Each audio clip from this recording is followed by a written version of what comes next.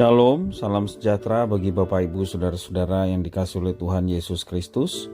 Jumpa kembali bersama saya Pendeta Eka di dalam renungan firman Tuhan pada hari ini, hari Selasa 28 Februari 2023. Sukacita dan damai sejahtera dari Tuhan Yesus kiranya menyertai hidup kita sekalian. Puji nama Tuhan. Pembacaan firman Tuhan hari ini sampai pada kitab Yeskel pasal yang ke-36. Kiranya firman Tuhan memberkati kita. Baik, sebelum kita akan merenungkan bagian firman Tuhan hari ini, mari kita akan berdoa bersama. Tuhan Allah Bapa di sorga, di dalam nama Tuhan Yesus, kami datang kepada Tuhan mengucapkan syukur terima kasih buat hari yang Tuhan berikan pada kami, buat kesempatan menjalani kehidupan yang Tuhan berikan pada kami. Terima kasih Tuhan. Kami mau terus bertekun dengan firman Tuhan, supaya kami semakin mengerti kehendak Tuhan.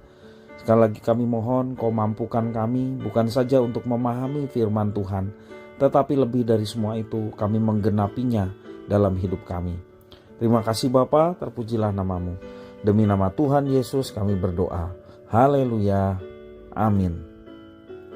Bapak Ibu Saudara, dari pasal 36 ini yang sudah dibaca oleh Bapak Ibu sekalian, saya akan membaca ulang ayat yang ke-27. Yeskel pasal 36 ayat 27, firman Tuhan demikian. Rohku akan kuberikan diam di dalam batinmu, dan aku akan membuat kamu hidup menurut segala ketetapanku, dan tetap berpegang pada peraturan-peraturanku dan melakukannya. Bapak Ibu Saudara-saudara yang kasih oleh Tuhan, pernahkah kita sebagai orang tua melihat seorang anak dimarahi oleh orang tuanya? Tentunya kita pun yang memiliki anak sebagai orang tua merasa tidak tega ketika ada orang lain memarahi anaknya. Jangankan orang lain ya, kita seringkali juga tidak tega ketika pasangan kita memarahi anak kita. Tapi anehnya ketika kita memarahi anak kita sendiri, kita merasa baik-baik saja ya. Merasa tidak tega melihat orang lain memarahi anaknya, tetapi kita sendiri ketika kita memarahi anak kita, kita merasa baik-baik saja. Mungkin perasaan yang sama ketika kita melihat orang lain memarahi anaknya, demikian juga orang lain melihat kita memarahi anak kita. Bapak Ibu Saudara-saudara yang dikasihi oleh Tuhan, kita beruntung ya, bahwa Tuhan yang kita sembah bukan pribadi yang mau menang sendiri seperti kita. Sekalipun Tuhan Allah memberikan ketetapan yang harus dilakukan oleh umatnya, Dia tidak melakukannya atas dasar keinginan untuk menang sendiri. Tuhan Allah tidak memanfaatkan kuasanya, otoritasnya untuk menindas manusia, apalagi mengambil keuntungan dari manusia. Tuhan Allah hendak melakukan pekerjaan yang baik dalam diri manusia, membersihkan manusia dari kecemaran dosa dan kenajisan, memberikan hati yang baru, yakni hati yang taat, hati yang penuh dengan kelembutan untuk dengar-dengaran firman Tuhan dan melaksanakannya.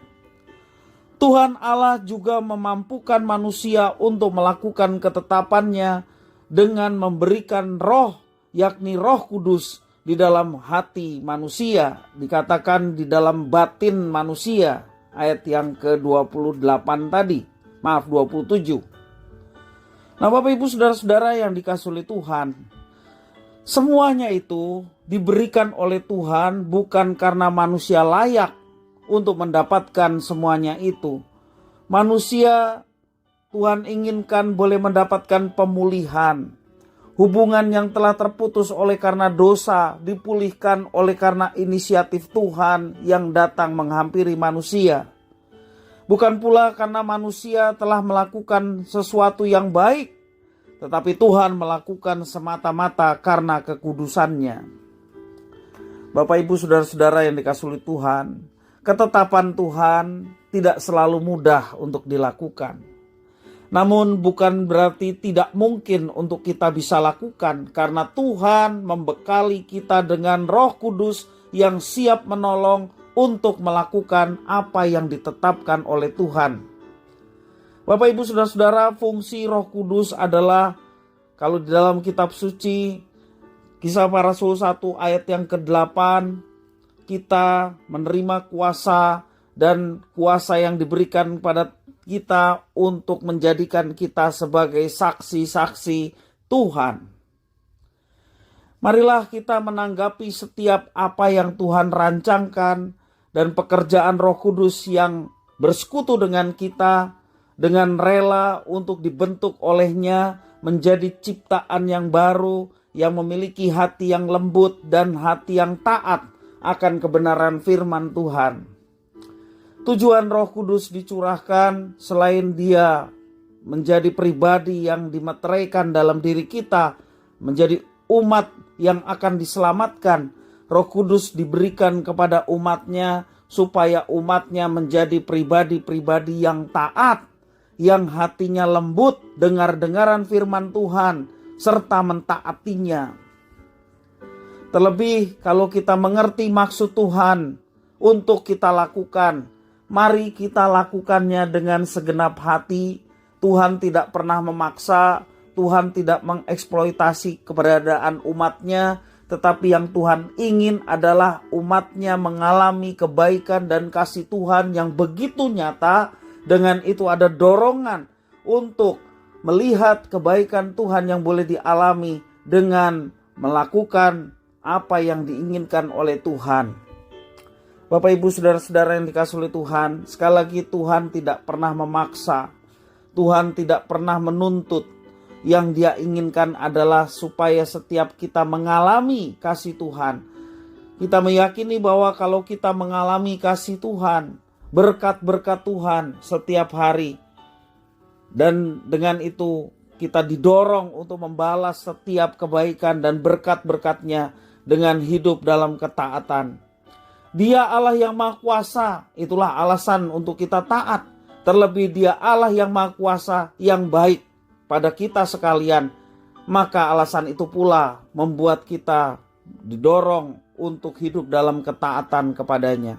Walaupun Tuhan tidak pernah memaksa untuk kita taat, tetapi pengalaman bersama dengan Tuhan itulah yang membuat kita hidup dalam ketaatan kepadanya.